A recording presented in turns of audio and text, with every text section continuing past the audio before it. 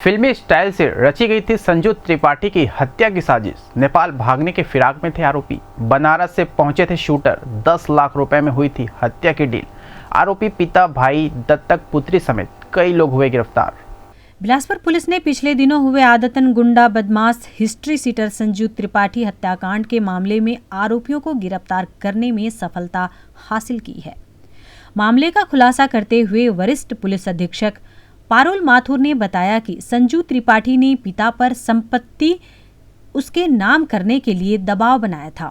इसके लिए उसने अपने पिता की पिटाई भी की थी।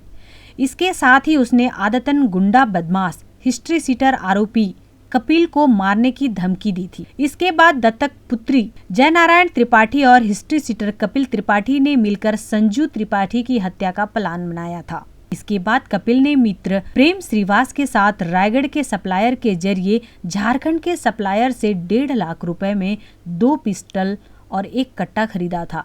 राजेंद्र ठाकुर, अमन गुप्ता समेत 3 शूटर बुलेरो और अन्य गाड़ी में बैठकर सकरी के पास पहुंचे थे, जिसके बाद आरोपियों ने घटना को अंजाम दिया। घटना को अंजाम देने के बाद सभी आरोपी अलग अलग दिशा में निकल गए थे। वहीं मुख्य साजिशकर्ता कपिल त्रिपाठी, जो खुद पेशे से क्रिमिनल है, वह नेपाल निकलने की फिराक पर था। इससे पहले कि सभी आरोपी पहुंच से बाहर हो पाते, पुलिस ने अलग अलग टीम बनाकर आरोपियों की धरपकड़ शुरू कर दिया। घटना को अंजाम देने के बाद आरोपियों द्वारा लगातार लोकेशन बदला जा रहा था। इतना ही नहीं, आरोपियों ने अपने फोन का इस्तेमाल करना बंद कर दिया था। पूरे मामले में पुलिस ने 13 लोग अब तक गिरफ्तार कर लिया है। मुख्य आरोपी कपिल को पुलिस ने लखनऊ एक्सप्रेस से गिरफ्तार कर लिया है। वहीं प्रयाग के पास से गिरफ्तार किया गया है प्रेम श्रीवास को। वहीं जयनारायण त्रिपाठी, दत्तक पुत्री कपिल त्रिपाठी की पत्नी समेत कुछ आरोपी बिलासपुर में ही गिरफ्तार किया गया। देश की राजधानी दिल्ली के पास से पुलिस ने भरत तिवारी, आशीष तिवारी समेत कुछ आरोपियों को गिरफ्तार किया है। वहीं मामले में शूटरों की पुलिस अब भी तलाश कर रही है। ये थी वाइट डिजायर गाड़ी।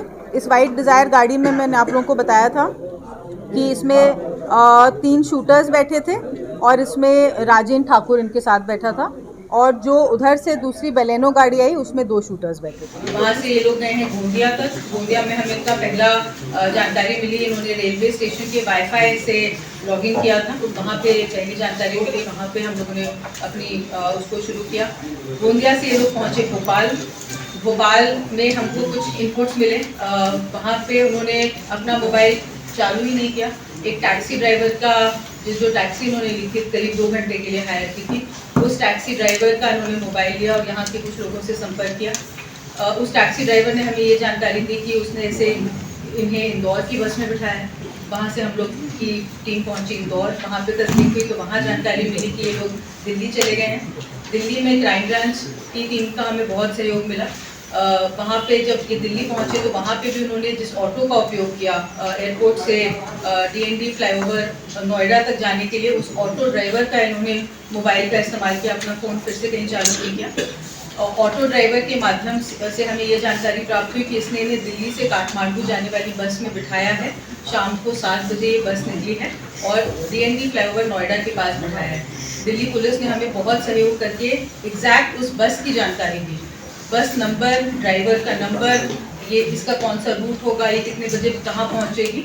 और इस स्पेसिफिक जानकारी के बेसिस में हमने लखनऊ पुलिस से संपर्क किया, जिन्होंने रात के 3 बजे इन लोगों को उस चलती बस में से सुमित निर्मलकर और कपिल त्रिपाठी को उठाया। क्योंकि अगर ये लोग एक बार बॉर्डर क्रॉस करके नेपाल पहुँच जाते तो इनको पकड़ पाना या इन तक पहुँच पाना बहुत अधिक मुश्किल हो जाता। SSP ने मामले को लेकर बताया कि यह मामला काफी चुनौती भरा हुआ था, इसलिए आरोपियों को खोजने में दिक्कत भी हुई। बाद में phone number, call detail, tower, CCTV के सहारे आरोपियों को गिरफ्तार किया गया।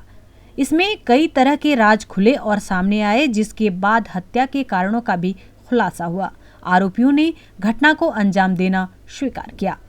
दिल्ली से ये लोग काठमांडू की बस में बैठे थे। ये लगभग 3 स्टेट का इंटर स्टेट ऑपरेशन माना जाए। यहाँ से हमने इनपुट दिया, दिल्ली ने हमें एक इनपुट दिया, उस इनपुट के बेसिस पे लखनऊ पुलिस ने इन्हें इंटरसेप्ट किया और उनके इंटरसेप्ट करने की थोड़ी देर बाद ही हमारी टीम वहाँ पहुँच गई और इनको अपने कब्जे में लेकर पूछताछ शुरू करी। चूँकि यह मामला काफी हाई प्रोफाइल था, इसलिए पुलिस ने टीम का गठन किया और चारों तरफ आरोपियों को पकड़ने के लिए एक एक टीम भेजा। इस बीच आरोपी लगातार ठिकाना बदलते रहे और फरार होने के लिए तैयारी करते रहे, लेकिन किस्मत को कुछ और ही मंजूर था, जिसके कारण आरोपी पुलिस की जाल में फंस गए। पकड़े गए आरोपियों में कुख्यात और आदतन गुंडा बदमाश कपिल त्रिपाठी समेत उसके पिता और अन्य लोग गिरफ्तार हुए। आपको बता दें, हिस्ट्री शीटर संजू त्रिपाठी और उसका भाई कपिल दोनों ही आदतन गुंडा बदमाश हैं, जिनका पेशा गुंडागर्दी करना और लोगों को लूटना रहता है, जिनका काम भी ब्याज में पैसे देकर ज्यादा रकम वसूलना। फिलहाल फरार शूटर्स की तलाश जारी है। ग्रैंड गुम्बर न्यूज के लिए कैमरामैन राकेश खरे के साथ मनीष शर्मा की रिपोर्ट।